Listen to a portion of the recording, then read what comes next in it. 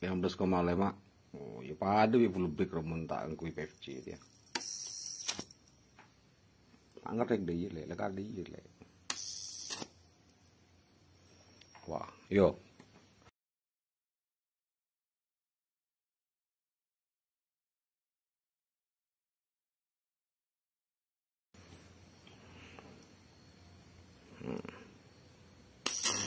Wush.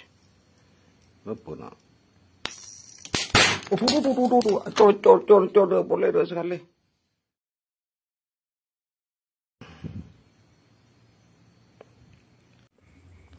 Oke teman-teman ya.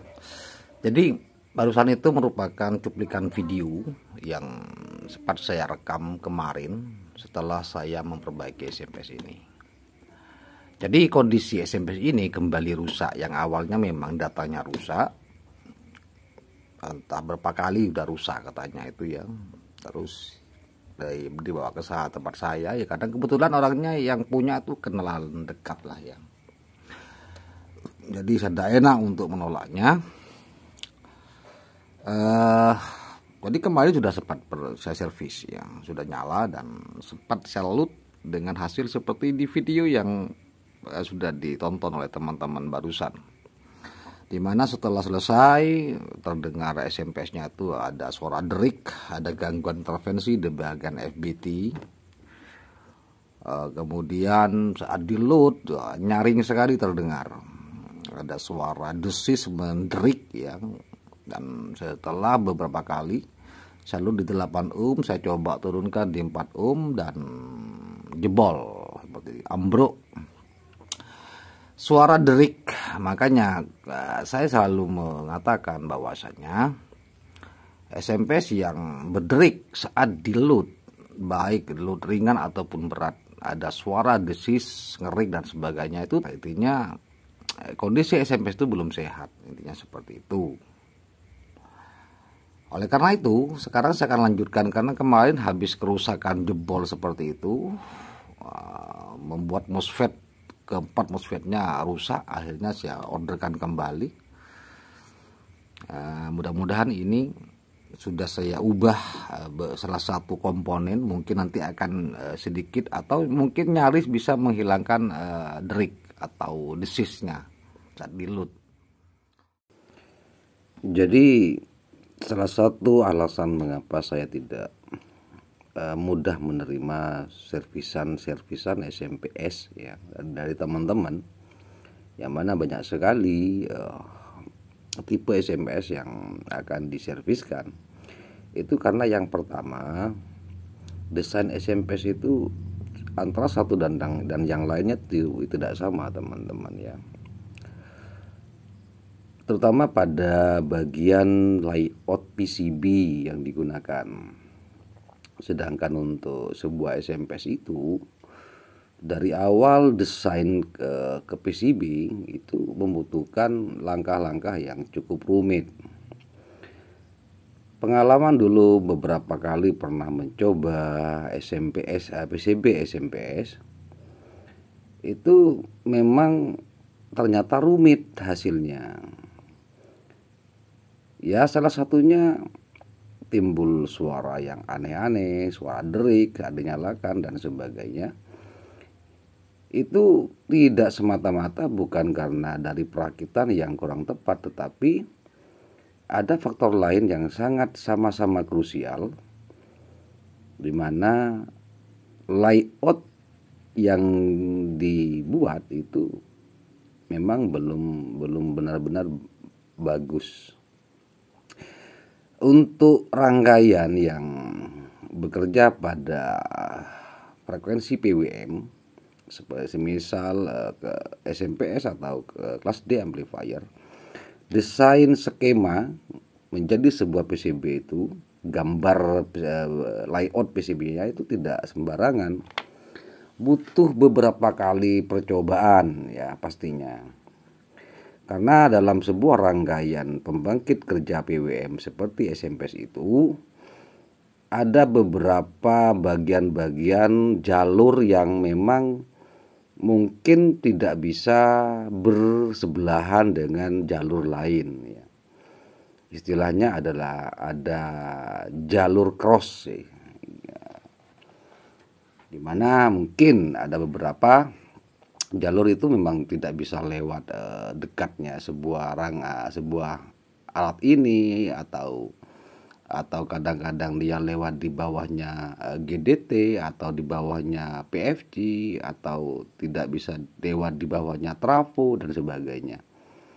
Itu meskipun dalam skemanya sudah benar, tetapi dalam penggambaran layoutnya itu dia ada kekeliruan, ya, kesalahan, yaitu SMP-nya tidak akan bagus hasilnya, mesti tidak akan bagus. Oleh karena itu, mengapa saya tidak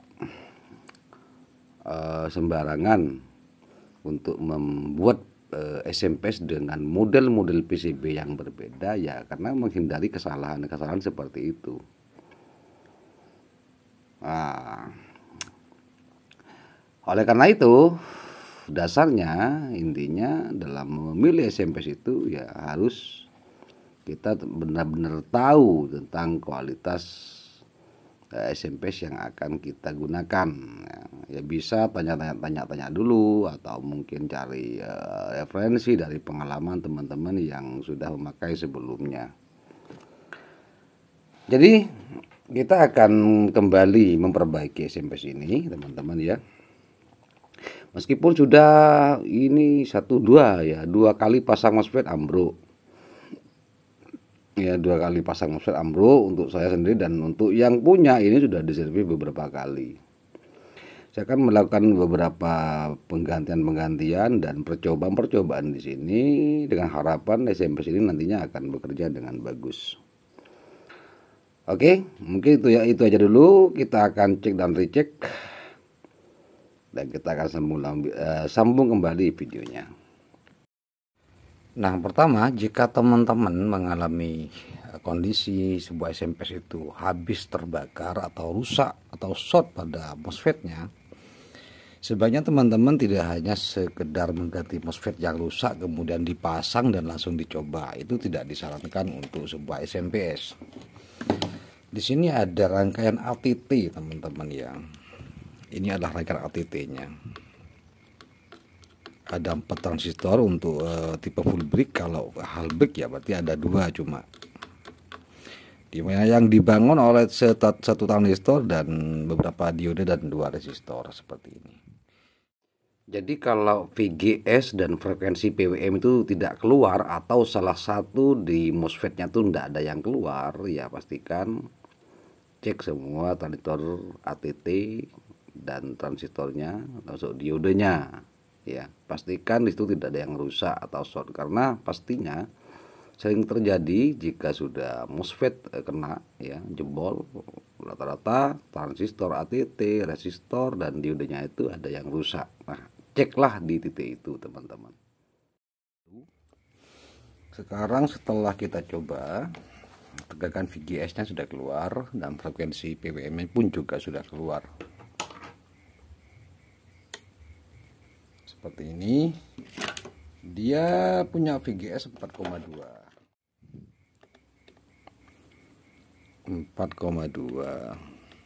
sama, teman-teman.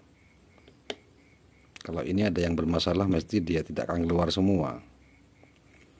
Untuk frekuensi PWM-nya dia bekerja di 60 berapa?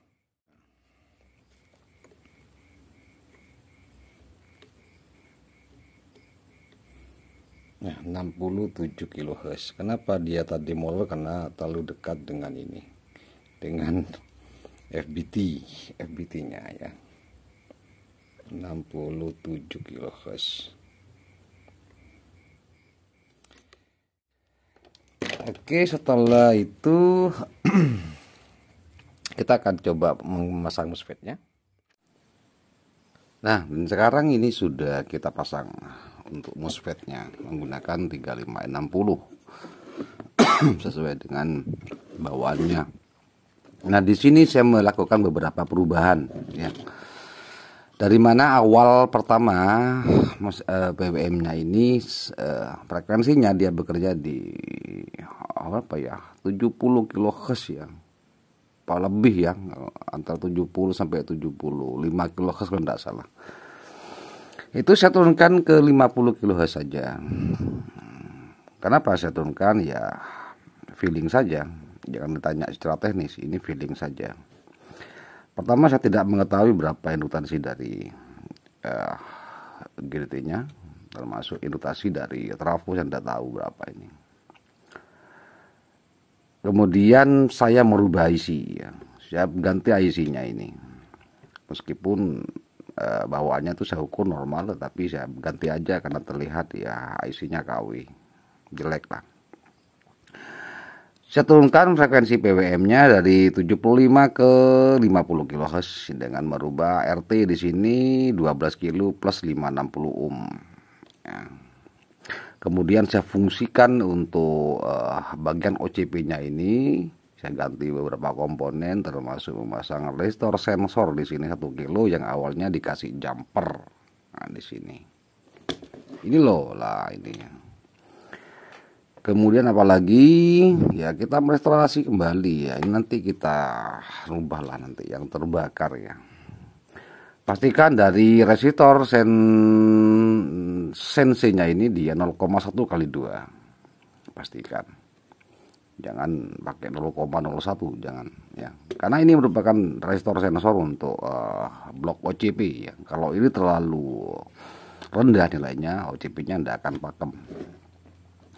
Kemudian yang paling krusial, saya mengganti diode output sekunder yang mana bawaannya ini menggunakan tipe berapa ya, lupa itu tadi. APT berapa ya. Saya ganti ini menggunakan diode yang lebih bagus menurut saya. Kemudian ini teman-teman lah, saya mau menambahkan kapasitor resonansi untuk input couple pada input trafo, kedua trafo ini kan dua trafo ya. Dimana pada rangkaian di sini dia kedua trafo ini kan sistemnya di paralel, tetapi dia main paralel aja tanpa menggunakan kapasitor resonansi di sini. Jadi masing-masing kaki trafonya itu bagian primer langsung di paralel aja kayak seperti itu ya, tanpa menggunakan kapasitor resonansi. Jadi saya tambahkan menggunakan 2 kali 2,2. Masing-masing trafo mendapatkan satu kapasitor yang pada ujungnya dia disatukan menuju ke bagian output dari rangkaian MOSFET, keempat MOSFET ini. Nah ini ya terlihat teman-teman, makanya SMP itu jangan main-main dengan SMPS ya. SMPS itu tegangannya tinggi. Masa PCB-nya ini dia nggak ada penebalan jalur timah di sini. Ini area primer 300 volt teman-teman ya. Hanya ya pakai jalur bawaannya saja tanpa adanya jalur penebalan timah.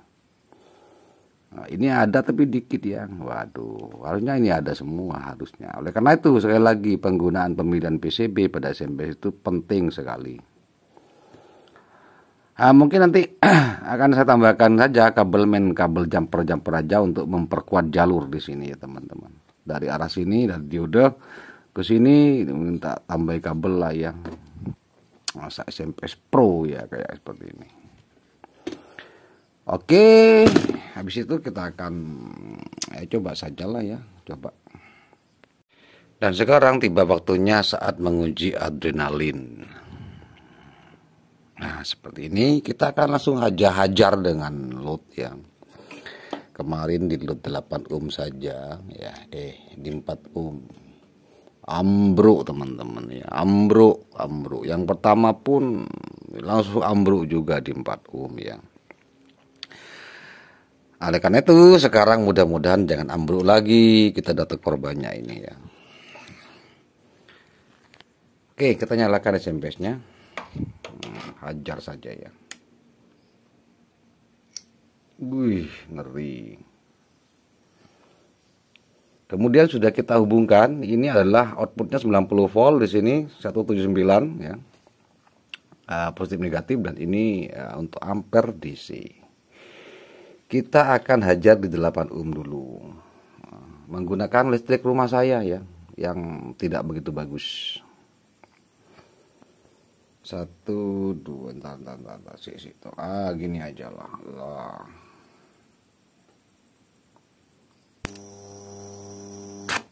Wih, 122 berapa ini?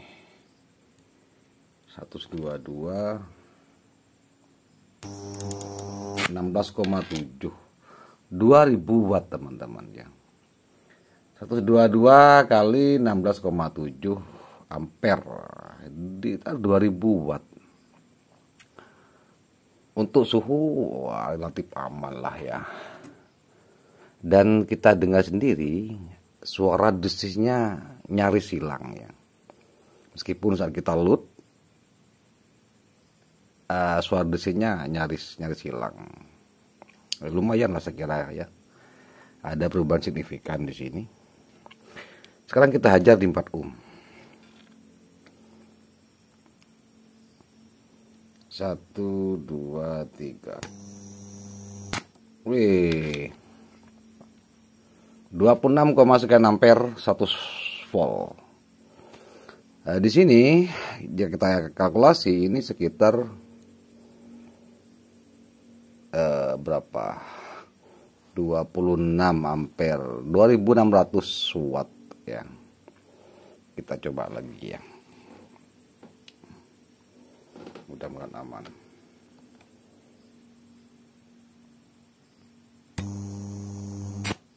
Dua 26,5 itu 2700 watt lah. Jadi seperti itu. Nah, jadi seperti itu saya kira. Mudah-mudahan ini bermanfaat teman-teman. Mudah-mudahan ini bermanfaat dan bisa dijadikan acuan kalau lagi servis-servis SMS seperti itu ya. Mudah-mudahan seperti itu harapannya. Terima kasih. Kita akan berjumpa kembali di video-video berikutnya. Sampai jumpa.